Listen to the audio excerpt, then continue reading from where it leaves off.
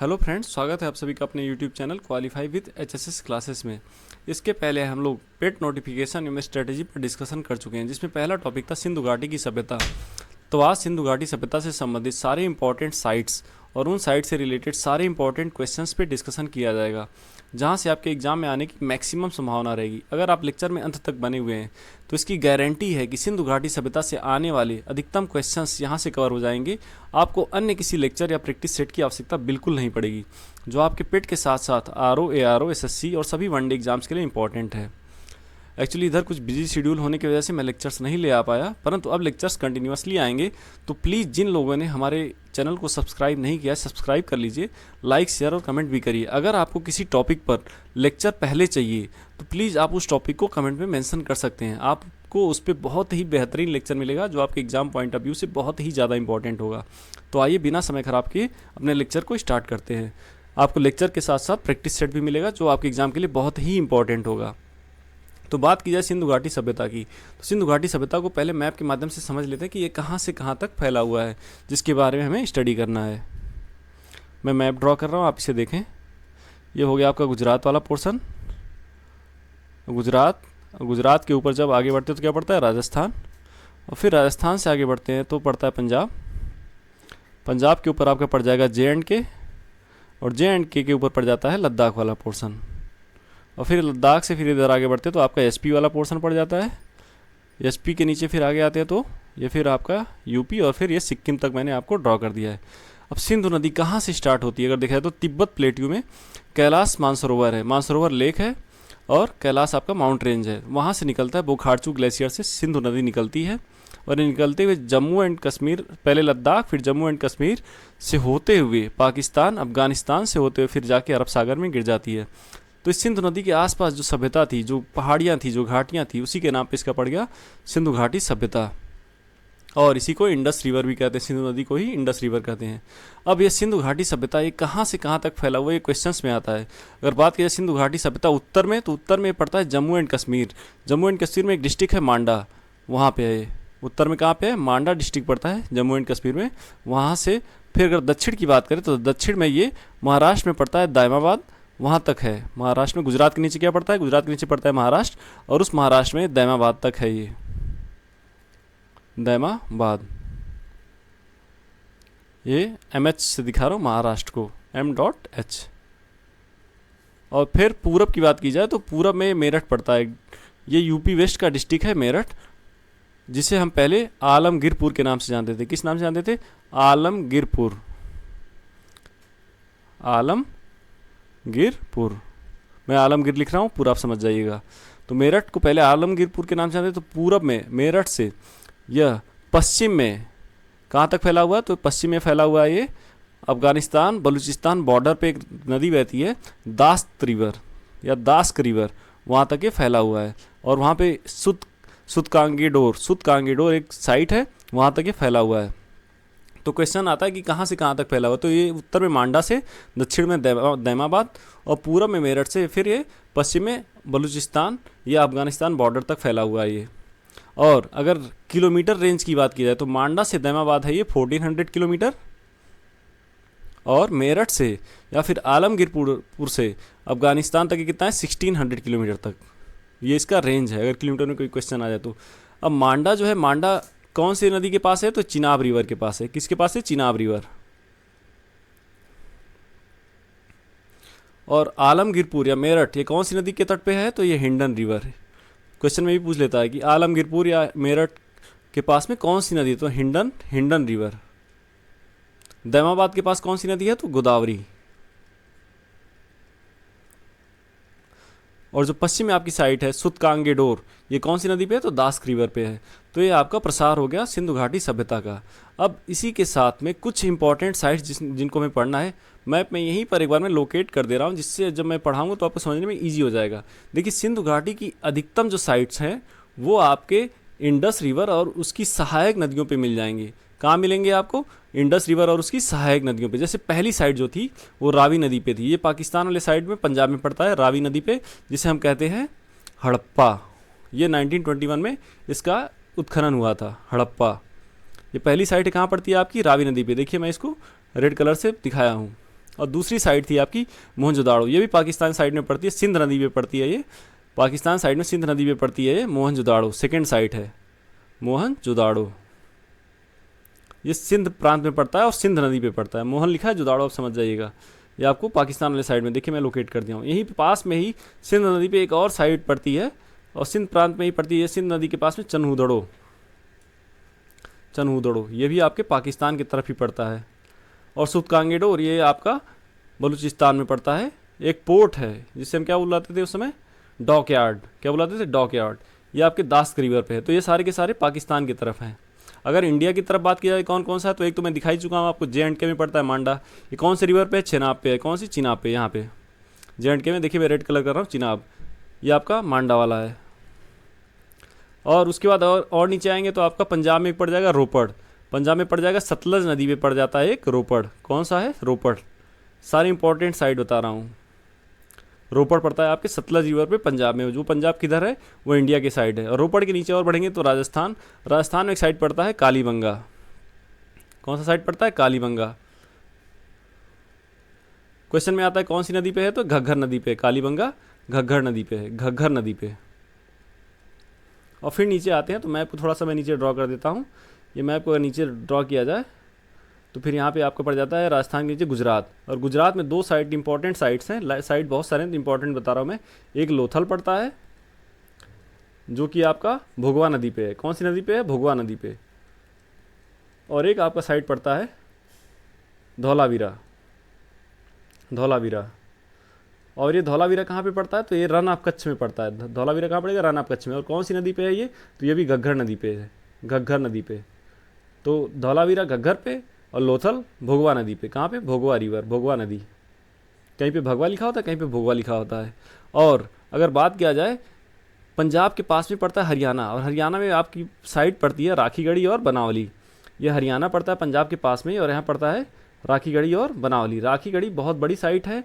ये हड़प्पा संस्कृति की या सिंधु घाटी सभ्यता की सबसे बड़ी साइट है राखीगढ़ी। तो आपको मैप पे मैंने लोकेट कर दिया है। अब फिर आगे भी मैं मैप में बार बार दिखाता रहूँगा, जिससे आपको अंडरस्टैंडिंग में बहुत ईजी हो जाएगा और रटने में भी बहुत रटना नहीं पड़ेगा, आसानी से समझ में आ जाएगी कि कौन सी साइट कहाँ पे है। तो आइए आगे देखते हैं सारी इंपॉर्टेंट साइट को।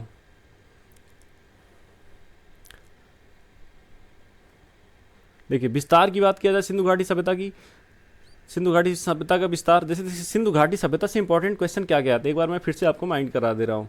पहला ये कि आपकी जो साइट है, जो इंपॉर्टेंट साइट है, देखिए वैसे तो 2000 से 2000 के आसपास में जो साइट है उत्खनन हुई, लेकिन हमें सारे नहीं पढ़ने में, इंपॉर्टेंट साइट को पढ़ना है जहाँ से क्वेश्चन पुटअप होते हैं। तो साइट कहाँ पर लोकेटेड है या फिर उसकी स्थिति कहाँ पे है, ये क्वेश्चन आते हैं। लोकेटेड कहाँ पे है, और उसके बाद उसके उत्खनन, एक्सकेवेटर या उत्खननकर्ता कौन है, एक्सकेवेटर या उत्खननकर्ता कौन है,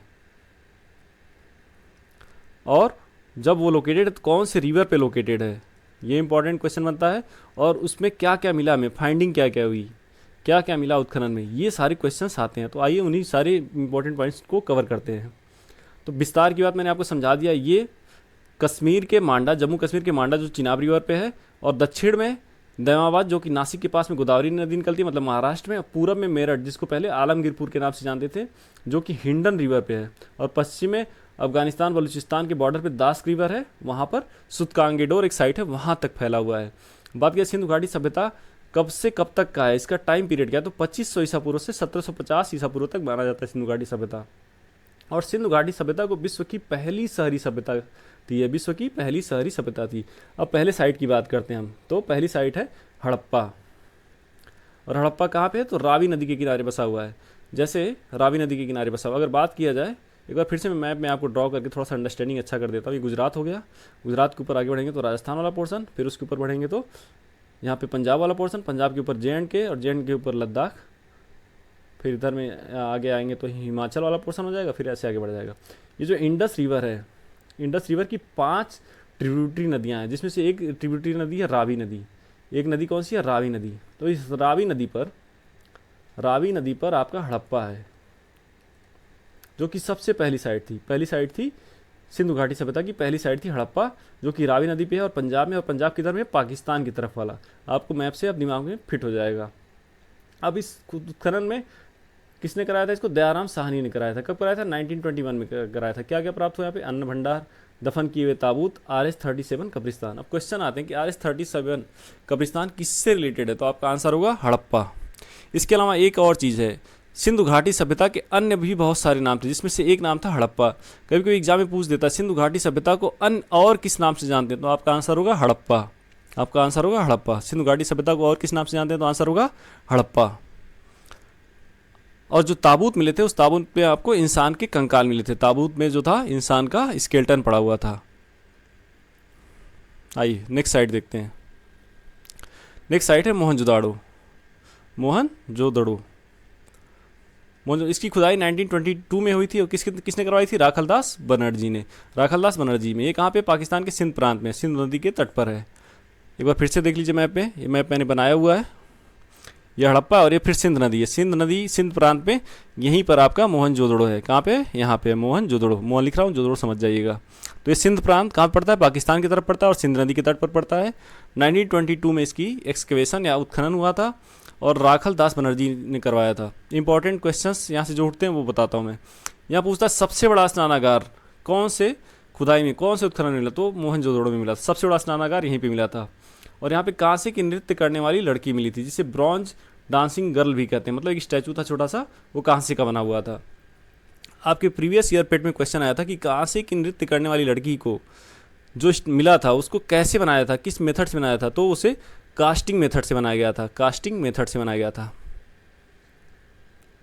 यहाँ पे दाढ़ी वाले आदमी का स्टैचू मिला, जिसे हम युग पुरुष भी कहते थे। टेराकोटा का खिलौना मिला, अर्थात मिट्टी के बने हुए खिलौने मिले। बुल सील मिली। बुल सील एक्चुअली क्या, बेलनाकार होती थी, जिसे हम पेपर पे बेलन की तरह से चलाकर मुहर लगा देते। सील का मतलब मुहर है। साथ में पशुपति सील भी मिली थी। मेसोपोटामियन प्रकार के 3 बेलनाकार सील मिले हुए थे। बुनाई किए हुए कपड़े मिले थे। अब बात आती मेसोपोटामियन प्रकार की सील, जैसे जो ये हमारा था, ये गुजरात हो गया। गुजरात के ऊपर आगे बढ़ेंगे तो आपका राजस्थान वाला पोर्शन पड़ेगा, फिर ऊपर जाएंगे तो यहाँ पर पंजाब वाला पोर्शन पड़ेगा, उसके ऊपर जे एंड के ऊपर फिर लद्दाख, फिर लद्दाख के नीचे फिर इधर आएंगे तो एसपी पड़ जाएगा, फिर और आगे बढ़ेंगे तो ये यूपी वाला पोर्शन हो जाएगा, फिर ये सिक्किम हो जाएगा। अब ये सिंधु नदी थी, ये लद्दाख, जम्मू कश्मीर, अब पाकिस्तान अफगानिस्तान से होते हुए अरब सागर में गिरती थी। तो यहाँ पे कहीं पे ईरान जो था, ईरान का जो था पहले मेसोपोटामियन प्रकार की सभ्यता थी वो। तो वहाँ से लोग जब व्यापार करने आते थे तो सिंधु नदी को एक पड़ाव की तरह यूज करते थे। यहाँ पे रुकते थे और रुकने के बाद फिर यहाँ इंडिया में प्रवेश करके अपना व्यापार करके वापस चले जाते थे। तो इसीलिए मेसोपोटामियन प्रकार के सील यहाँ पे मिले हुए हैं। कहाँ पे मिले हैं, इंडस वैली सिविलाइजेशन में। और इंडस वैली सिविलाइजेशन के सील आपके मेसोपोटामियन सभ्यता में भी मिले हुए हैं। अब नेक्स्ट साइट आ जाता है आपका लरकाना।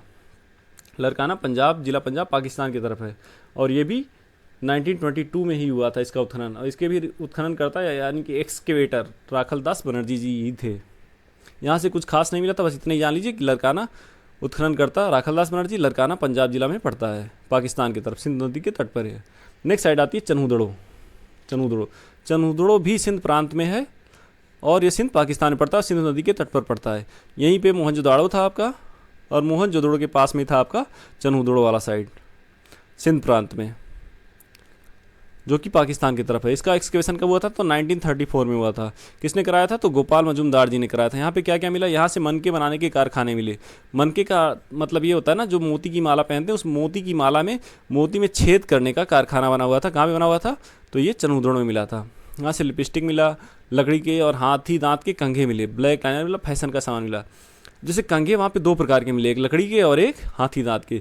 तो लकड़ी वाले कंघे गरीब तबके के लोग यूज़ करते थे और अपर क्लास के लोग हाथी दांत के कंघे यूज़ करते थे। अब क्वेश्चन आता है कि फैशन का सामान, फैशन के सामान मतलब लिपस्टिक, लाइनर, ये सब कब मिला, तो ये सब चन्हूदड़ो साइड में मिला था। कहाँ मिला था, चन्हूदड़ो साइड में मिला था। नेक्स्ट साइड आता है रोपड़। रोपड़ एक बार फिर से मैं आपको दिखा रहा हूँ, आपके दिमाग में एकदम फिट हो जाए। ये आपका गुजरात, गुजरात के ऊपर फिर बढ़ेंगे तो राजस्थान, राजस्थान के ऊपर फिर आगे जाएंगे तो यहाँ पे पंजाब पड़ेगा, और पंजाब के ऊपर जे एंड के ऊपर लद्दाख, और फिर आगे ऐसे बढ़ जाएगा। तो यहाँ जे के नीचे पड़ता है आपका पंजाब, और इस पंजाब वाले पोर्शन में सतलज रिवर पे, सतलज नदी के तट पे आपका था रोपड़ साइड। कौन सा था, रोपड़, सतलज रिवर पे पड़ता है। तो क्वेश्चन है रोपड़ साइड कहाँ पे है, तो सतलज रिवर पे है, और पंजाब किधर, भारत वाले तरफ में, पंजाब में है। इसके उत्खनन का हुआ 1953 से 55 तक। इसके उत्खननकर्ता कौन थे, यज्ञदत्त शर्मा जी थे। यहाँ से क्या क्या मिला, यहाँ पे मिला बरीड डॉग विथ मैन। जैसे मैंने हड़प्पा में बताया था कि कब्रिस्तान मिला, कब्रिस्तान में कब्र को खोला गया तो उसके स्केलेटन मिले इंसान के, लेकिन यहाँ पे जो स्केल्टन था उस स्केल्टन के साथ कुत्ते का भी स्केल्टन पड़ा हुआ था, डॉग का भी क्या था, स्केल्टन पड़ा हुआ था। मतलब इंसान के साथ कुत्तों को भी बरी किया जाता था। इंसान के सर के पास टूटी फूटी मटकी थी और कई सारे टूटे फूटे बर्तन रखे हुए थे, अर्थात उस समय के लोग भी पूजा पाठ में विश्वास करते थे। मतलब इनके सर के पास जो है टूटी फूटी मटकियाँ पड़ी हुई थी और टूटे फूटे बर्तन पड़े हुए थे। मतलब पूजा पाठ में उस टाइम के लोग भी बिलीव करते थे। नेक्स्ट साइट आती है लोथल। लोथल साइट कहाँ पे, गुजरात में है, स्थित भगवा नदी के किनारे पे। ये आपका गुजरात हो गया। गुजरात में यहाँ पर है आपका लोथल साइट, यहाँ पर है आपका लोथल। और कौन सी नदी के तट पे है, तो भोगवा या भगवा नदी के तट पर है। और इसकी उत्खनन कब से कब तक हुई, तो 1955 से 62 तक हुई और रंगनाथ राव जी ने कराया। तो लोथल साइट का एक्सकेवेशन किसने कराया, रंगनाथ राव जी ने कराया। यहाँ से क्या मिला, तो यहाँ से मनके बनाने के कारखाने मिले। चनूदड़ों में मिला था, यहाँ मिला। यहाँ से बटन सील मिली, बटन सील। वहाँ पे कौन सी सील मिली थी, बुल सील मिली थी। बटन सील क्या होता है, जो आज की डेट में जो हम मोहर यूज़ करते हैं ना, जैसे पोस्ट ऑफिस में यूज़ होता है, आप जाए गए होंगे तो बटन सील वैसी ही थी। मतलब उसी टेक्निक से इसको लगाया था, इसे सीधे मार के, और उसको बेलनाकार घुमा के लगाते थे, इसको सीधे मार के मुहर लगाते थे, जैसे आज के डेट में मुहर लगाई जाती है ऑफिस में। इसके साथ में चित्रित जार मिला, हाथी दांत का सेट मिला, डाक यार्ड मिला। अब क्वेश्चन आता है कि भारत में पत्तन या फिर मतलब पोर्ट वाला साइट कौन सा है जहाँ पे बंदरगाह मिला है, तो लोथल साइट है। बंदरगाह नगर साइट किसको बोलते हैं, तो लोथल साइट। अभी आपके ऑब्जेक्टिव क्वेश्चंस में क्वेश्चंस आएंगे कि बंदरगाह नगर साइट कौन सी है, तो आपका लोथल साइट है, जिसे हम आज के डेट में पोर्ट कहते हैं। मतलब ये डॉक यार्ड को ही क्या बोलते हैं, आज पोर्ट बोलते हैं। इसके साथ में पूजा की वेदी मिली या फिर हवन कुंड मिला, जिसे हम अंग्रेजी में फायर अल्टर कहते हैं। फायर अल्टर अर्थात पूजा की वेदी, जैसे हवन कुंड होता है, वो मिला। चावल की जल्द से जल्द खेती करने के बारे में यहाँ से पता चलता है और चावल का पहला साक्ष्य यहीं से मिला था। नेक्स्ट साइड आता है कालीबंगा। मैप पे मैंने आपको समझाया है कि कालीबंगा कहाँ पड़ता है, राजस्थान में पड़ता है। अभी आपका गुजरात वाला पोर्शन, गुजरात के ऊपर फिर आगे बढ़ेंगे तो ये राजस्थान वाला पोर्शन है। फिर आगे बढ़ते हैं तो यहाँ पे पंजाब है, तो ये राजस्थान वाले पोर्शन में आपका यहीं पे पड़ता है कालीबंगा। कहाँ पड़ता है, यहाँ पड़ता है इंडिया में कालीबंगा। और कालीबंगा में जो है घग्गर नदी पे, किस नदी पे है, घग्गर नदी पे है। घग्गर नदी के तट पे राजस्थान में है। यहाँ से ब्रज, इसका उत्खनन करता कौन थे, तो ब्रजवासी लाल और बीके थापर। ठीक है, यहाँ से क्या मिला, चूड़ियाँ मिली थी जो पकी हुई थी। फायर अल्टर मिला, पूजा की वेदी मिली, छोटे बड़े गोलाकार गड्ढे मिले जिसमें बड़े बड़े कलश और उस कलश में मिट्टी के बर्तन के साथ ऊँट की हड्डियाँ मिली। अर्थात उस टाइम के लोग तंत्र मंत्र में भी बिलीव करते थे, तंत्र मंत्र जानते थे। शिवलिंगम मिला, मतलब शिव जी की पूजा होती थी। नेक्स्ट साइड आती है धौलावीरा। धौलावीरा को मैप में देख लेते हैं, फिर आगे बढ़ते हैं। यहाँ पे आपका हो गया लोथल साइड, मैंने दिखाया था आपको गुजरात में, और इसी के पास में धौलावीरा। धौलावीरा रन ऑफ कच्छ में पड़ता है गुजरात के। और ये अभी कौन सी नदी पे है, तो घग्गर नदी पे। कौन सी नदी पे, घग्गर। तो ये हो गया लोथल जिसको मैं दिखा रहा हूँ, और इसके ऊपर में ये धौलावीरा रन ऑफ कच्छ में पड़ता है। तो इसका एक्सकेवेशन कब हुआ था, उत्खनन कब हुआ था, तो 1960 में हुआ था। उत्खनन करता JP जोशी जी थे। यहाँ से दो प्रकार के आर्किटेक्चर मिले, मतलब जो आर्किटेक्चर थे वो दो प्रकार के थे। जैसे एक घर बना हुआ था और एक बड़े बड़े कॉन्फ्रेंस हॉल बने हुए थे। मान लीजिए घर है, और ये जो घर है ये लाल ईंटों से बना हुआ था। कैसे बना हुआ था, लाल ईंटों से बना हुआ था। और जो कॉन्फ्रेंस हॉल बने हुए थे वो व्यापारिक उद्देश्य के लिए यूज होता था। बड़े बड़े हॉल बने हुए थे वो बड़े बड़े पत्थरों से बने हुए थे, बड़े बड़े पत्थरों से बने हुए थे जो कॉन्फ्रेंस हॉल थे बड़े बड़े। तो वहाँ आर्किटेक्चर में घर भी था जो मिडिल क्लास के लोग यूज करते थे, और व्यापारिक पर्पज़ के लिए कॉन्फ्रेंस हॉल था जो बड़े बड़े पत्थरों से बना हुआ था।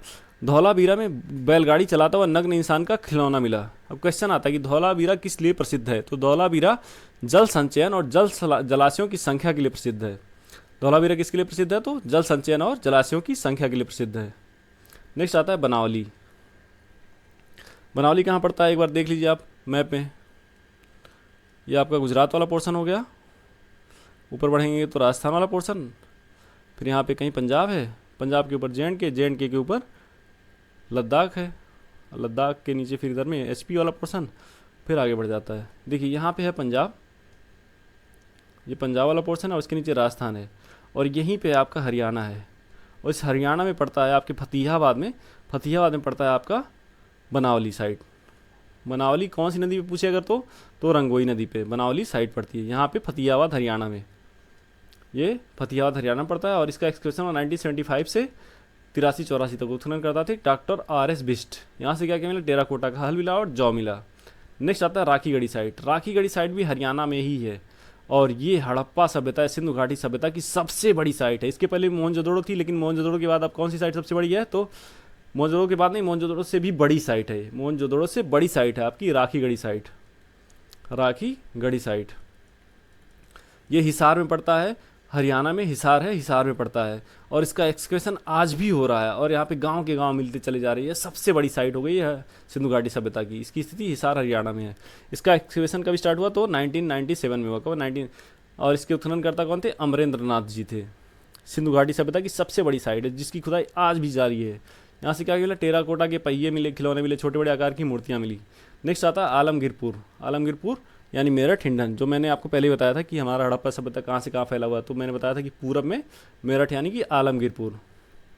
ये गुजरात व गुजरात के ऊपर राजस्थान, फिर ऊपर बढ़ेंगे तो पंजाब, पंजाब के ऊपर जे एंड के ऊपर लद्दाख, और फिर इस प्रकार से। तो ये यूपी पड़ता है यहाँ पे, यूपी वेस्ट में एक डिस्ट्रिक्ट पड़ता है मेरठ, जिसे अब पहले आलमगीरपुर के नाम से जानते थे। ये आलमगीरपुर यहीं पे है, हिंडन नदी पे है आलमगीरपुर। कौन सी नदी पे है? तो हिंडन पे है। इसका उत्खनन 1958 में हुआ था। उत्खननकर्ता यज्ञदत्त शर्मा जी हैं। नेक्स्ट साइड आता है आपका सुतकांगी डोर। अगर यही मैप में मैं समझा दे रहा हूँ, मैंने बताया था कि सिंधु घाटी सभ्यता पूरब में मेरठ यानी कि आलमगीरपुर से, पश्चिम में बलूचिस्तान में अफगानिस्तान बलूचिस्तान बॉर्डर पे दास्क रिवर है, और वहीं पे आपका सुतकांगी डोर साइट है, सुतकांगी डोर साइट है, सुतकांगी डोर साइट है, वहाँ तक फैला हुआ है। तो कहाँ पे आपका? ये बलूचिस्तान दास्क नदी में सबसे बड़ा डॉकयार्ड था सुतकांगी डोर। सुतकांगी डोर, डॉकयार्ड मतलब पोर्ट। और अगर क्वेश्चन आता है कि पत्तन नगर या फिर वो बंदरगाह वाला शहर कौन सा है? तो लोथल। सबसे पहले लोथल, बंदरगाह के बारे में सबसे पहले लोथल से ही पता चला था। और सुतकांगी डोर भी एक बड़ा पोर्ट है, सुतकांगी डोर भी एक बड़ा पोर्ट है। इसका एक्सकवेशन वर्ष 1927 में हुआ था। उत्खनन करता थे R.L. स्टाइन, मतलब स्टीन, R.L. स्टीन। यहाँ से इसको ट्रेड पॉइंट माना जाता था between Harappa and Babylon. Harappa और बेबीलोन के बीच में क्या होता था? सुतकांगी डोर को ट्रेड पॉइंट माना था, जिसे आज हम कराची पोर्ट के नाम से जानते हैं। किस पोर्ट से जानते हैं? कराची पोर्ट के नाम से जानते हैं। तो सारे साइट्स मैंने मैप में समझा दिया, जो मैप में दिया हुआ, एक बार फिर से आप देख लें। ये रोपड़ पड़ता है पंजाब में, और बनावली पड़ता है, राखीगढ़ी पड़ता है हरियाणा में। इसके अलावा यहाँ पे देखें लोथल और धौलावीरा पड़ता है गुजरात में। और इधर में देखें पाकिस्तान की तरफ में हड़प्पा है, ये आपका रावी नदी पे। मोहनजोदड़ो है यहाँ पे, मोहनजोदड़ो देखिए आपका सिंधु नदी पे है।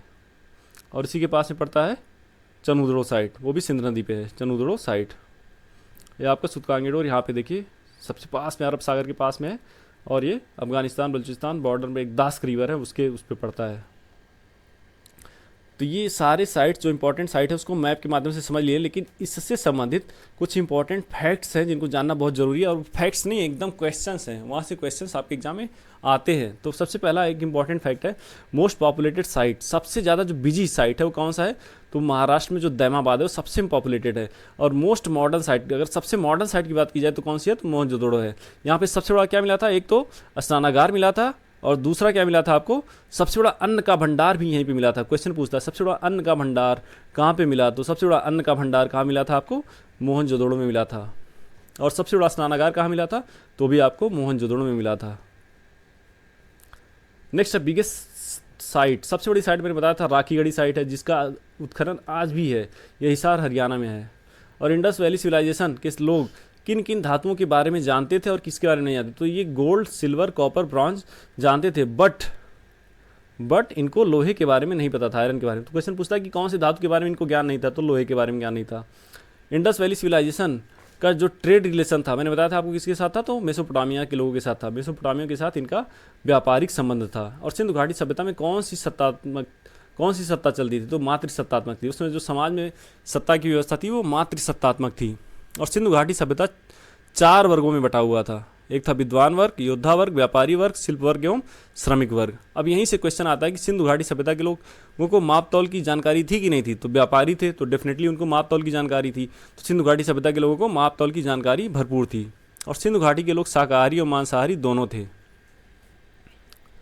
फिर जब सिंधु घाटी के लोग मर जाते थे तो मरने के बाद उनका क्या होता था? उनका क्रियाकर्म होता था। तो सिंधु घाटी के लोगों का जो क्रियाकर्म था उसका 3 प्रकार से वो करते थे। एक था पूर्ण समाधान। इसके अंदर क्या करते थे वो?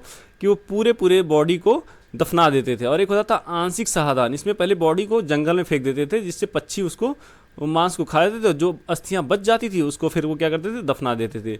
और तीसरा तरीका था दाह संस्कार का। तो इस 3 तरीके से वो क्रियाकर्म करते थे। सिंधु घाटी सभ्यता की सबसे प्राचीनतम सुयोजित नगर है। पूछे सबसे प्राचीनतम सुयोजित नगर कहाँ पे, तो सिंधु घाटी सभ्यता में। और हड़प्पा एवं मोहनजोदड़ो में जो मकान का निर्माण हुआ है वो कैसे हुआ, तो पक्की ईंटों से हुआ। कैसे हुआ, पक्की ईंटों से हुआ है।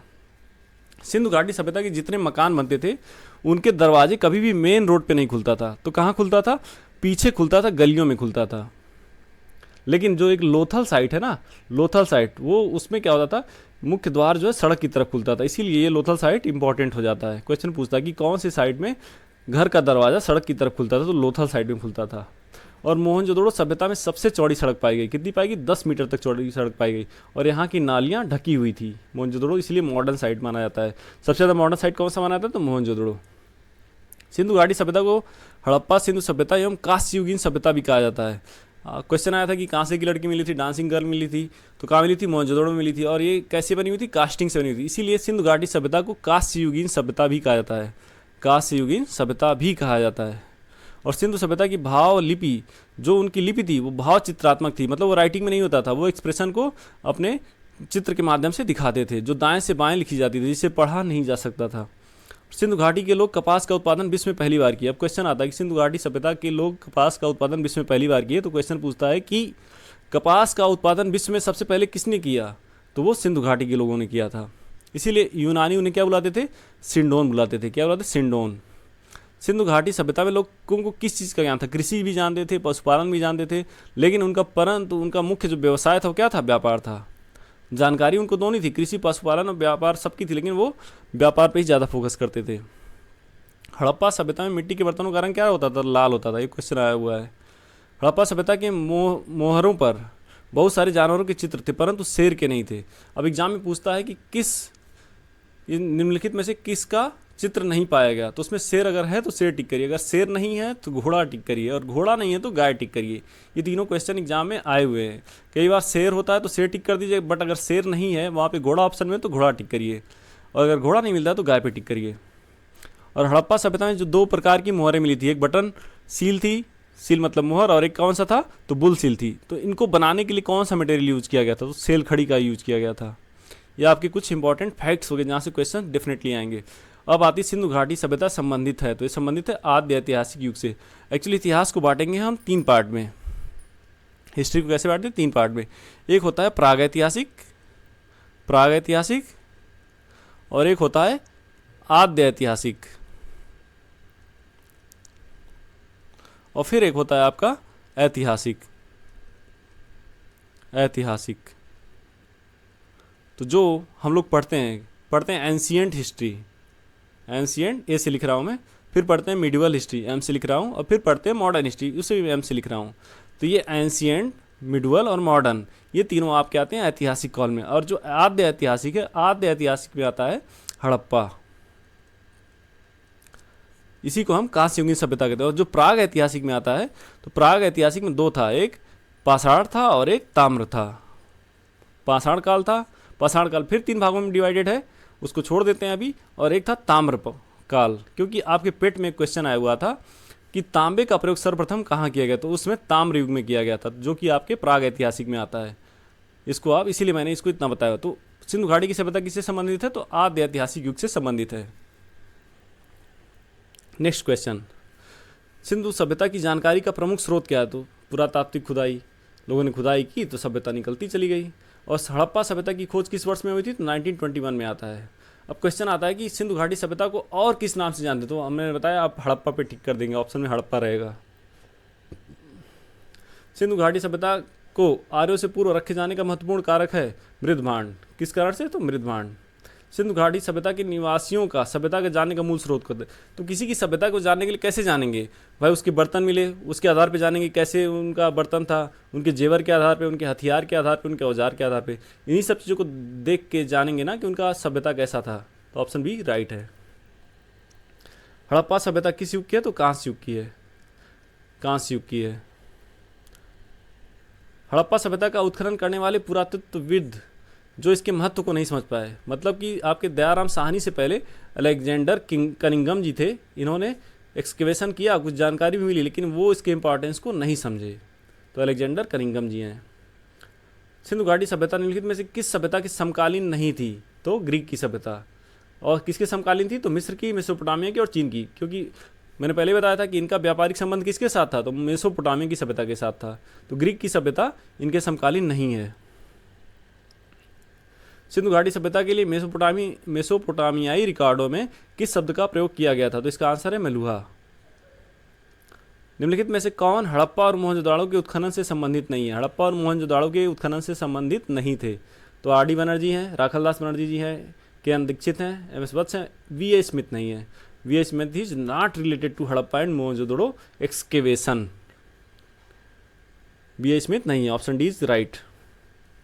सिंधु घाटी सभ्यता के संदर्भ में कौन सा कथन सही नहीं है? तो सिंधु घाटी एक उच्च नगरीय सभ्यता थी, सही है। इनको लोहे की जानकारी नहीं थी, ये भी सही है। यह कहना कठिन है किस प्रजाति से संबंधित है, ये भी डी सही है। तो लोगों को कृषि के बारे में जानकारी नहीं थी, ये कथन जो है ये गलत है, इसीलिए सही है। क्योंकि क्या पूछा है, कौन सा कथन सही नहीं है, तो यह गलत है इसीलिए सही है। उनको कृषि के बारे में जानकारी थी, तो ऑप्शन डी इज राइट। कौन सा एक हड़प्पा स्थल नहीं है? तो सोहगौरा, ये हड़प्पा स्थल नहीं है। चंदूदड़ो के पास ही जो है कोट दीजी पड़ता है, पाकिस्तान के साइड में पड़ता है, तो शाहगौरा जो है वो हड़प्पा से संबंधित नहीं है। नेक्स्ट क्वेश्चन, हड़प्पा सभ्यता के बारे में लिखित में से कौन सा कथन सही है? तो देखिए, शिल्प तथ्यों में असाधारण एकरूपता पाई गई, बिल्कुल सही बात है। हर साइड में जो है एकरूपता पाई गई शिल्प तथ्यों में, जैसे कि मिट्टी के बर्तन, मुहर, ईंट और मापतौल। हड़प्पा स्थलों में उसी निर्माण की तकनीक का प्रयोग किया गया जो परिपक्व हड़प्पा स्थलों में प्रयोग की गई थी। लगभग सब जगह सेम था, तो दोनों ऑप्शन सही है, ऑप्शन 1 और 2 both are right. Next question, Harappa सभ्यता विस्तृत थी, तो देखिए पंजाब में भी मिला रोपड़, राजस्थान में मिला कालीबंगा, गुजरात में मिला लोथल, और जो इंपॉर्टेंट है वो बता रहा हूँ धौलावीरा। उत्तर प्रदेश में आपके मेरठ में है आलमगीरपुर, हरियाणा में आपका बनावली भी है और उसके साथ में राखीगढ़ी साइड भी है। सिंध और बलूचिस्तान में सिंधु की बात की जाए तो वहाँ पे आपका मोहनजोदाड़ो है, चनूदड़ो है। बलूचिस्तान की बात की जाए तो सुतकांगीडोर है, तो ये आपका ऑप्शन सही है। सो तू गई किस देश में है? तो अफगानिस्तान में है। निम्नलिखित तथ्यों पर विचार करिए। पाकिस्तान के बलूचिस्तान, सिंध तथा पंजाब में सैंधव प्रकार के विस्तार के प्रमाण मिलते हैं, बिल्कुल सही। पाकिस्तान के बलूचिस्तान में, सिंध में सब मिलता है। सैंधव सभ्यता का विस्तार दक्षिणी अफ्रीका, मोरक्को देश तक है, यही गलत है, तो only option 1 is right. Next question, इनको हमें मिलाना है। तो देखिए उत्तरी सीमा कहाँ पे है, मैंने बताया था, एक बार फिर से मैप बना दे रहा हूँ, ज़्यादा टाइम लगेगा। देखिए गुजरात के ऊपर ये, फिर राजस्थान और फिर यहाँ ऊपर में J&K हो जाएगा, ठीक है। अब देखिए यहाँ यूपी के वेस्ट में पड़ता है, सॉरी हाँ यूपी वेस्ट में, मतलब पूर्व की सीमा कहाँ पे है, तो मेरठ या आलमगीरपुर। पश्चिम की सीमा सुतकांगीडोर तक, उत्तर की सीमा मांडा, मांडा से दैमाबाद। तो देखो उत्तर की सीमा मांडा जो ऊपर में उत्तर, फिर दक्षिण की सीमा दैमाबाद या नीचे महाराष्ट्र में, और सिंधु की सीमा, सिंधु सभ्यता की पूर्वी सीमा आलमगीरपुर जो पूर्व में बताया है, और पश्चिम की सीमा सुतकांगीडोर बलूचिस्तान। तो ये आपका पूरा समझ में आ जाएगा। नेक्स्ट क्वेश्चन, मोहनजोदड़ो का अर्थ है, तो मृतकों का टीला। मोहनजोदड़ो का क्या तात्पर्य होता है, मृतकों का टीला। मोहनजोदड़ो कहाँ पे है, तो पाकिस्तान के सिंध प्रांत में। मैप से मैं कई बार दिखा चुका हूँ आपको। सिंधु घाटी सभ्यता की विकसित अवस्था में निम्नलिखित में से किस स्थल में घरों में कुएं के अवशेष मिले? तो मोहनजोदड़ो की जितनी साइट थी ना, उसके हर घर में लगभग कुएं के अवशेष मिले। तो ये भी एक इंपॉर्टेंट क्वेश्चन है कि हर घर में कुएं के अवशेष कहाँ मिले, तो मोहनजोदड़ो में मिले हैं। मोहनजोदड़ो का सबसे बड़ा भवन कौन सा था, तो अन्नागार। अन्नागार वहाँ पे सबसे बड़ा होता था। सिंधु घाटी सभ्यता के निम्नलिखित स्थानों में से कौन सा स्थान सिंधु नदी के किनारे पर स्थित था, तो मोहनजोदड़ो, मैंने पहले मैप में बताया था। अब इसके अलावा अगर चनूदड़ो भी होता तो वो भी सिंधु नदी के तट पे था। सिंधु नदी के तट पे मोहनजोदड़ो भी है और चनूदड़ो साइड भी है, तो यहाँ पे मोहनजोदड़ो दिया तो उसको टिक करेंगे। हड़प्पा स्थल कोट दीजी उस सभ्यता के निम्नलिखित में से किस प्रमुख स्थल के समीप है? मैंने पहले बताया मोहनजोदड़ो के पास में ही पड़ता है कोट दीजी। नेक्स्ट क्वेश्चन, दिए गए पे विचार करिए। अरबी भाषा में मोहनजोदड़ो का अर्थ होता है मृतकों का टीला, यही आपका क्या है, गलत है। मोहनजोदड़ो की खोज सर्वप्रथम किसने किया था, 1920 में राखलदास बनर्जी जी ने, सही है। मोहनजोदड़ो नगर के पश्चिम दुर्ग का निर्माण था, सही है। दोनों 2 और 3 is right. Next question, Mohenjodaro के भवन निर्माण में पक्की ईंटों का प्रयोग हुआ था, बिल्कुल सही। कारण पुरोहितों का विद्यालय मोहनजोदड़ो की प्रमुख इमारत थी, तो ये गलत है। प्रमुख इमारत कौन सी थी, तो उनको सबसे बड़ा क्या था उनके पास, विशाल अन्नागार। सिंधु घाटी सभ्यता के कालीबंगा निम्नलिखित में से किसके लिए प्रसिद्ध है, तो कालीबंगा आपके मिट्टी के पात्र के लिए प्रसिद्ध है। क्वेश्चन बहुत ही इंपॉर्टेंट है, कालीबंगा किसके लिए इंपॉर्टेंट है, तो मिट्टी के पात्र के लिए। दिए गए कथनों पर विचार करिए। कालीबंगा में 2 टीले मिले थे जो सुरक्षा दीवारों से घिरे थे। कालीबंगा के पास में एक खेत में 2 फसलें उगाना जानते थे। कालीबंगा के भवन कच्ची ईंटों से बने थे। तो option 1, 2 and 3 all are correct, तीनों सही है। यहाँ पे 2 टीले मिले थे, सुरक्षा दीवारों से घिरे थे। यहाँ पे एक खेत में 2 फसलें उगाना जानते थे, सही है। और कालीबंगा में भवन कच्ची ईंटों से बना था। और मोहनजोदड़ो और हड़प्पा में पक्की ईंटों से बना था। तो कहाँ पे कच्ची ईंटों से बना था? कालीबंगा में। धौलावीरा का मैं पोजीशन कई बार बता चुका हूँ, गुजरात में है। हड़प्पा संस्कृति के संदर्भ में शैल्यकृत स्थापत्य का प्रमाण कहाँ से मिलता है? तो शैल्यकृत स्थापत्य का प्रमाण पत्र आपके धौलावीरा से मिलता है, ये गुजरात में है, रन ऑफ कच्छ में पड़ता है। हड़प्पा काल का कौन सा नगर 3 भागों में विभाजित था? तो धौलावीरा 3 भागों में विभाजित था। हड़प्पा नगर का कौन सा साइड 3 भागों में विभाजित था? तो धौलावीरा। घग्घर नदी पे, घग्घर नदी पे बता चुका हूँ, बनावली है। बनावली के अलावा धौलावीरा भी घग्घर नदी पे है, भूलिएगा नहीं। दिए गए प्रश्नों पर विचार करिए, उपरोक्त में से कौन सा सही है? तो बनावली एक प्राग विकसित तथा उत्तर सैंदो साक्ष्य मिले, सही है। बनावली में सभी मकानों के आगे चबूतरे बने थे, तो ये भी ऐड कर लीजिए, बनावली में ये चीज़ें थी। Option 1 and 2 both are correct. अग्निवेदियाँ मतलब फायर अल्टर मिलती थी, सब हर जगह मिली थी, लेकिन इसका रीज़न ये था कि अग्निदेव की पूजा होती थी, यही गलत है। अग्निवेदियाँ हर जगह मिली हैं, तो only 1 option is right, and इसका जो रीजन दिया दैट इज रॉन्ग।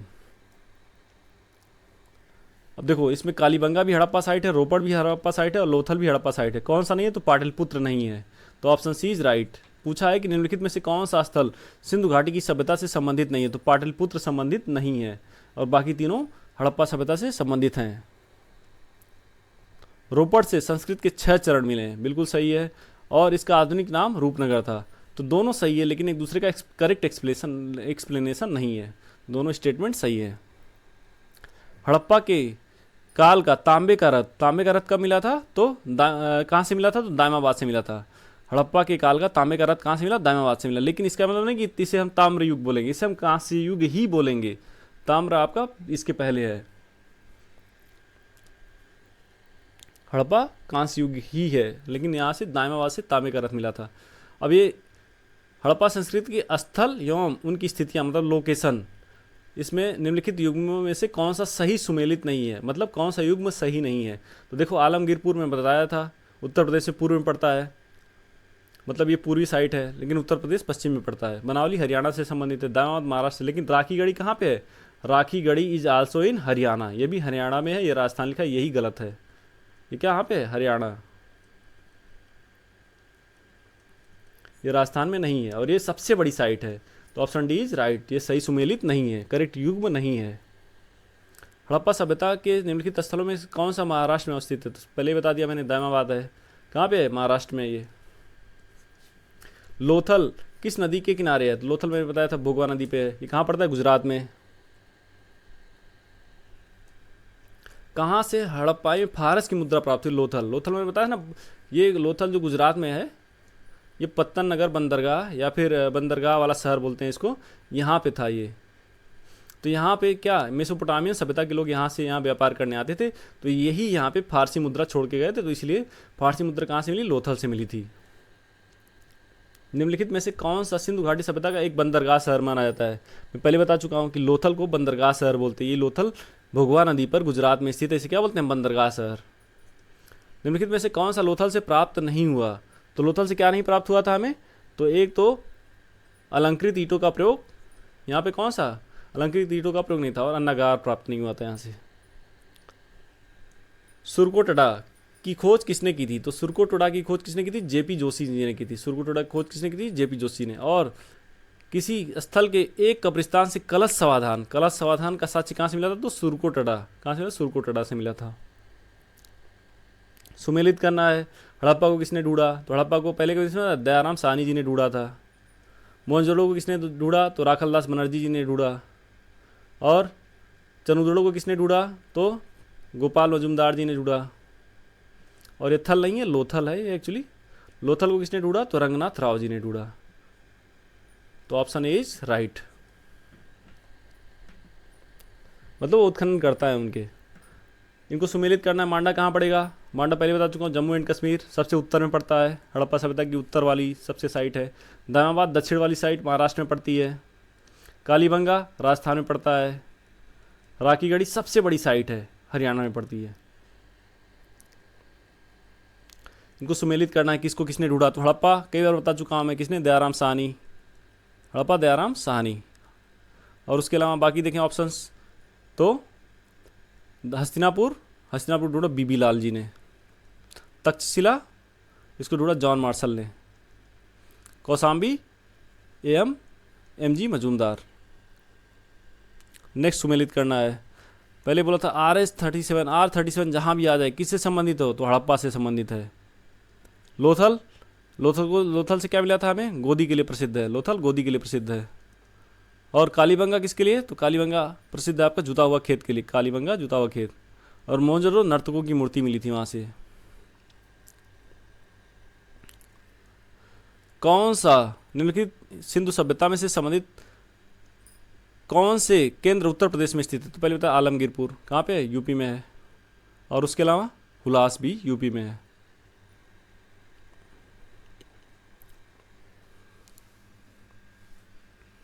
इनको मैच करना है, सबका लोकेशन आपको पता है। लोथल गुजरात, रोपड़ पंजाब, बनावली हरियाणा, कालीबंगा राजस्थान। सारे लोकेशन मैप पे मैं बता दी, एक बार फिर से आपके दिमाग में डाल देना, आपके दिमाग बिल्कुल नहीं भूलेगा। गुजरात है ये, गुजरात के ऊपर बढ़ाएंगे तो राजस्थान, राजस्थान के ऊपर फिर पड़ेगा आपका पंजाब, और पंजाब के ऊपर फिर पड़ेगा आपका JNK, उसके ऊपर लद्दाख, फिर उसको आगे बढ़ाएंगे तो SP वाला पोर्सन, फिर ये यूपी, ऐसे बढ़ जाएगा। तो देखो सबसे ऊपर कहाँ पड़ता है आपका, लोथल गुजरात, लोथल यहाँ पे है। रोपड़ पंजाब में पड़ता है, रोपड़ पंजाब। बनावली पड़ेगा आपका हरियाणा में, पंजाब के पास में पड़ता है। कालीबंगा राजस्थान में। इनको सुमेलित करना है, तो हड़प्पा कहाँ पे है, रावी नदी पे। पहले बता था हड़प्पा कहाँ पे है, रावी नदी किधर पड़ता है, पंजाब साइड पाकिस्तान। कालीबंगा पड़ता है आपका घग्गर नदी पे। कहाँ पड़ता है, घग्गर नदी पे। कहाँ पड़ता है, राजस्थान में। लोथल कहाँ पड़ेगा आपका, ये पड़ेगा आपका भोगवा रिवर पे। कहाँ पड़ेगा, गुजरात में। और रोपड़ कहाँ पड़ेगा, पंजाब में, जो कि सतलज रिवर पे है। सिंधु घाटी सभ्यता गैर आर थी, क्यों, क्योंकि वह नगरीय सभ्यता थी। इस क्वेश्चन को मैं रिवर वाले को एक बार फिर से मैप में दिखा दे रहा हूँ, आपके दिमाग में एकदम सेट हो जाएगा। एक बार फिर से आप देख लो, ये आपका गुजरात है, आपको रटने की बिल्कुल ज़रूरत नहीं पड़ेगी। गुजरात के ऊपर फिर पढ़ेंगे तो ये राजस्थान पड़ जाता है। राजस्थान के ऊपर फिर जाएंगे आप तो ये पंजाब वाला पोर्शन, पंजाब के ऊपर JNK के ऊपर लद्दाख, कुछ इस प्रकार से आपका मैप बना हुआ है। फिर SP वाला पोर्शन, फिर ये यूपी, और फिर सिक्किम तक चला जाएगा। तो देखो रोपड़ जो है यहाँ पंजाब में पड़ता है, और एक सतलज रिवर है। सतलज रिवर किसकी ट्रिब्यूटरी है, तो इंडस नदी की ट्रिब्यूटरी है। सतलज रिवर पे पड़ता है आपका रोपड़, ठीक है। फिर कालीबंगा राजस्थान में है, कौन सी नदी पे, घग्गर रिवर पड़ता है, उस पर पड़ता है। फिर आपका लोथल यहाँ पे पड़ता है गुजरात में, कौन सी नदी पे, भोगवा। इससे इंडिविजुअल क्वेश्चंस आ सकते हैं कि लोथल कहाँ पे, तो भोगवा रिवर पे है। फिर पड़ता है रोपड़ देखो सतलज में पहले बता चुका हूँ। और हड़प्पा ये पड़ता है यहीं पे, एक इंडस की या सिंधु नदी की एक रावी नदी है, वो रावी नदी पे पड़ता है आपका हड़प्पा, जो ये रावी नदी पड़ता है पंजाब, जो कि पाकिस्तान में है। रावी नदी पाकिस्तान वाले साइड में, हड़प्पा मिलता है जो कि पाकिस्तान में रावी नदी के साइड पे। तो यहाँ पे हो गया हड़प्पा रावी नदी पे, कालीबंगा घग्गर नदी पे, लोथल भोगवा रिवर पे, और रोपड़ सतलज रिवर पे। आइए नेक्स्ट क्वेश्चन देखते हैं। सिंधु घाटी सभ्यता गैर आर थी, क्योंकि वह नगरीय सभ्यता थी। निम्नलिखित में से कौन सी सभ्यता अपने नगर नियोजन के लिए प्रसिद्ध है, तो सिंधु घाटी की सभ्यता नगर नियोजन के लिए प्रसिद्ध है। सिंधु घाटी सभ्यता की शहरों की गलियां कैसी थी, तो सीधी थी और चौड़ी थी और सीधी थी। सिंधु घाटी सभ्यता का सबसे महत्वपूर्ण विशेषता क्या है, तो पक्की ईंटों से बनी इमारत सबसे इंपॉर्टेंट था इसकी महत्वपूर्ण विशेषता सिंधु घाटी की। हड़प्पा सभ्यता के गढ़ जगह जिसके लिए जानी जाती थी, तो वह उच्चतर वर्ग जहाँ पे बसते थे उसे गढ़ कहते थे। जहाँ पे हाई लेवल अपर क्लास के लोग बसते थे उसे गढ़ कहते थे। कौन सी हड़प्पीय नगर 3 भागों में विभक्त था, तो पहले बता चुका धौलावीरा। कहाँ पड़ता है धौलावीरा, गुजरात में, रन ऑफ कच्छ में। कौन सी नदी पे, घग्गर नदी पे। निम्नलिखित में से कौन सा एक हड़प्पा सभ्यता से संबंधित नहीं है, तो स्तंभों का निर्माण it is not related to Indus Valley civilisation. Next question, इसको हमें क्या करना है, मिलाना है। तो सब पता है आपको। अन्नागार मतलब सबसे बड़ा अन्नागार कहाँ मिला था, मोहनजोदड़ो में। गोदावरी किससे, गोदीवाड़ा किससे रिलेटेड है, this is related to Lothal. अभी क्वेश्चन आया था ऊपर में, लोथल में सब किसके लिए फेमस था, तो गोदी के लिए, तो मतलब गोदीवाड़ा किससे रिलेटेड है, लोथल। श्रमिक निवास कहाँ पे बना हुआ था, तो श्रमिक निवास बना हुआ था आपके हड़प्पा में। उन्नत जल प्रबंधन और जल संचयन के लिए कौन फेमस है, मैं बता चुका हूँ, धौलावीरा। बताया था स्टार्टिंग में कि धौलावीरा क्या था, उन्नत जल संसाधन और जल संचयन के लिए प्रसिद्ध है। सबसे बृहद स्नानागार कहाँ, साक्ष्य कहाँ मिला, तो सबसे बृहद स्नानागार का साक्ष्य कहाँ मिला था आपका, मोहनजोदड़ो में। सबसे बड़ा बृहद स्नानागार मोहनजोदड़ो में मिला था। सभा भवन का मुख्य द्वार किस दिशा में था, तो इसका मुख्य द्वार उत्तर दिशा में था। निम्नलिखित में से कौन सा सही सुमेलित नहीं है, तो सभा भवन related to Kalibangan, this is not correct couple, correct युग में यह नहीं है, बाकी सब सही है। श्रमिक निवास हड़प्पा, अन्नागार मोहनजोदड़ो, तांबे की कुल्हाड़ी रोपड़। सभा भवन कालीबंगा से रिलेटेड नहीं है। सभा भवन कहाँ से रिलेटेड है, चनहुदड़ो। बताया था ना, वहाँ पे दो प्रकार के आर्किटेक्चर मिले थे, एक कॉन्फ्रेंस हॉल था तो और जिसमें बड़े बड़े पत्थर थे, तो कहाँ पे था, चनहुदड़ो में था। और जो मकान थे वो मिडिल क्लास के लिए लोग बनाते थे, और वो कैसे, ईंटों से बने हुए थे। और जो सभा भवन थे, कॉन्फ्रेंस हॉल थे, वो कैसे बने हुए थे, बड़े बड़े पत्थरों से बने हुए थे। सैंधव समाज का स्वरूप था मातृसत्तात्मक, सबसे पहले बताया था। सैंधव समाज का स्वरूप कैसा था, मातृसत्तात्मक था। हड़प्पा के लोगों की सामाजिक पद्धति थी उचित समाजवादी। निम्नलिखित में से किस स्थल से युगल समाधान द्विशव संस्कार मिला, लोथल से। कहाँ से मिला है, लोथल से मिला है।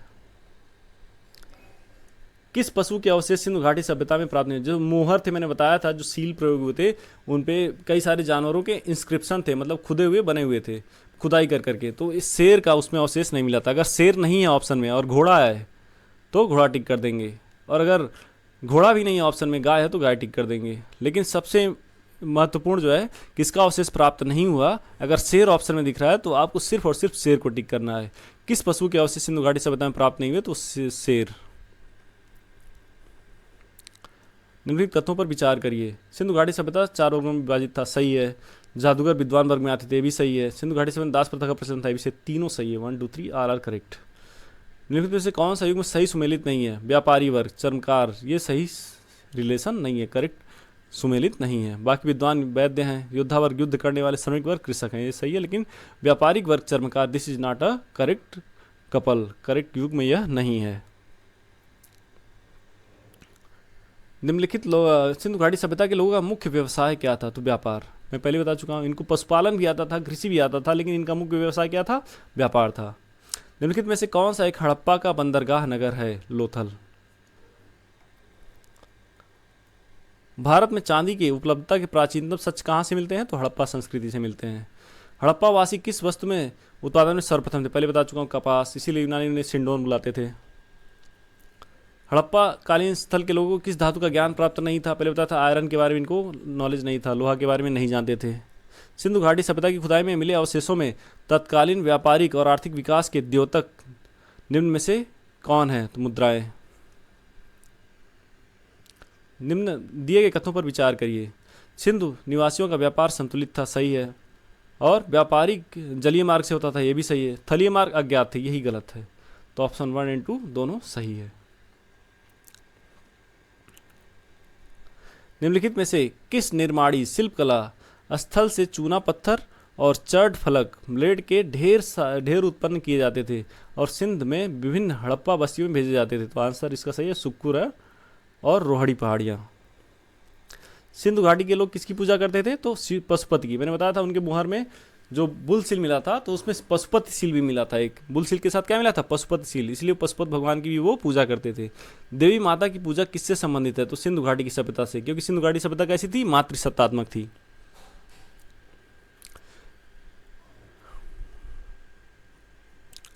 किस हड़प्पा कालीन स्थल से नृत्य मुद्रावली स्त्री की कांस्य मूर्ति मिली, तो मोहनजोदड़ो। बताया था ना वहाँ पे डांसिंग गर्ल, कांसे की बनी हुई डांसिंग गर्ल, और वो गर्ल किस प्रोसेस से बनी थी, तो कास्टिंग प्रोसेस से बनी थी। आपके पेट में क्वेश्चन आया हुआ है। मृड पट्टिका पर उत्कीर्ण सिंह युक्त देवता की कृति कहाँ से प्राप्त हुई, तो कालीबंगा से प्राप्त हुई। जो मृड पट्टिका थी उस पर उत्कीर्ण सिंह युक्त देवता की कहाँ से मिली, कालीबंगा से। निम्नलिखित में से कौन सा सही सुमेलित नहीं है, तो अदिति देवी, दिस इज नॉट अ सही करेक्ट कपल। दिए गए कथनों पर विचार करिए। हड़प्पा सभ्यता में सर्वाधिक संख्या में नारी की मृण मूर्ति प्राप्त हुई, सही है ये। हड़प्पाई लोग धरती की उर्वरता को देवी मानकर पूजा करते थे, ये भी सही है। हड़प्पा सभ्यता में वृक्ष पूजा एवं नाग पूजा का प्रचलन था, यह भी सही है। हड़प्पा सभ्यता के लोग भूत प्रेत एवं जादू टोना में विश्वास नहीं रखते थे, ये गलत है। मैंने आपको बताया था कि एक जगह पे क्या मिला था, बर्तन मिले थे, और बर्तन के अंदर छोटे बर्तन मिले थे, फिर उसमें ऊँट की हड्डियाँ मिली थी, तो इसका मतलब वो तंत्र मंत्र में विश्वास रखते थे। आपको पहले एक बार इस साइट के बारे में पढ़ा चुका हूँ। तो option 4 is wrong, 1, 2 and 3 is right. देखिए फिर आ गया, मैंने पूछा था कि निम्नलिखित में से किस पशु का अंकन हड़प्पा संस्कृति के मोहरों पे नहीं मिला। अगर शेर होता तो शेर टिक करते, बट शेर नहीं, यहाँ पे घोड़ा है। तो किस पशु का अंकन हड़प्पा संस्कृति के मोहरों पर नहीं मिलता है, तो घोड़ा। बट अगर ऑप्शन में शेर होता तो घोड़ा नहीं, शेर टिक करते। सर्वाधिक संख्या में मनके का निर्माण किससे हुआ था, तो पक्की हुई मिट्टी टेराकोटा से। देखिए क्वेश्चन आ गया फिर, हड़प्पा संस्कृति से प्राप्त मोहरों और टेराकोटा कलाकृतियों में निरूपण नहीं हुआ था, मतलब कौन सा नहीं बना था। तो यहाँ पे देखिए, न तो घोड़ा है ऑप्शन में और ना ही शेर है, तो क्या ऑप्शन में है, गाय। गाय को टिक करेंगे। सिंधु घाटी सभ्यता की लिपि कौन सी है, अज्ञात। अज्ञात क्योंकि भाव चित्रात्मक थी, तो भाव चित्रात्मक मतलब अज्ञात लिपि थी। निम्नलिखित में से कौन से सही सुमेलित नहीं है, तो मृण मूर्तियां उस समय कौन सी थी, लाल रंग की थी। यहाँ पे क्या लिखा है, हरा रंग, इसलिए क्या ऑप्शन है, गलत है। हड़प्पाई मूर्तिकला के अंतर्गत कौन शामिल है, तो देखो योगी की मूर्ति मिली थी, पहले बताया था। युग पुरुष, कांस्य की नर्तकी मिली थी, यह भी सही है। और फिर आता है गोमतेश्वर की मूर्ति, ये गलत है। संयुक्त पशु मूर्ति, ये सही है। तो ऑप्शन 1, 2 एंड 4 इज राइट। तो देखिए हड़प्पा संस्कृति से संबंधित सारे इंपॉर्टेंट साइट के बारे में मैंने आपको बता दिया, और उन इंपॉर्टेंट साइट से रिलेटेड सारे इंपॉर्टेंट क्वेश्चंस भी करा दिए। अगर आप इस लेक्चर को पूरा देखेंगे और 1-2 बार देख के प्रॉपर नोट्स बना लेंगे, तो डेफिनेटली आपके मैक्सिमम क्वेश्चन यहीं से कवर हो जाएंगे। आपको अन्य किसी लेक्चर या प्रैक्टिस सेट की आवश्यकता नहीं पड़ेगी। तो आशा करता हूँ कि आपको ये लेक्चर पूरा समझ में आया होगा। और प्लीज़ अगर आपको समझ में आया, अच्छा लगा, तो हमारे चैनल को सब्सक्राइब करिएगा। और किसी टॉपिक पर अगर आपको स्पेशली लेक्चर की आवश्यकता है तो प्लीज़ कमेंट में मेंशन करिएगा। आप लोग का बहुत बहुत धन्यवाद। Thank you.